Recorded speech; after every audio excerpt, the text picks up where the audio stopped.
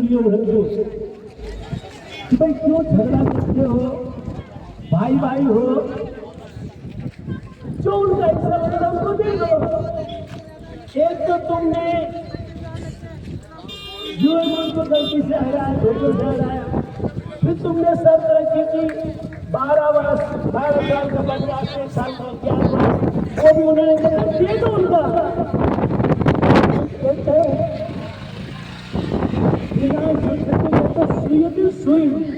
सुई की नोक के बराबर में है ना। ये तो अनेक भाई था ना, है ना, अनेक भाई था के भालो भालो 9 मास भालो भागे। अच्छा 4 भालो भाई भागे, তোমার আমারও তোমার ভাই তো।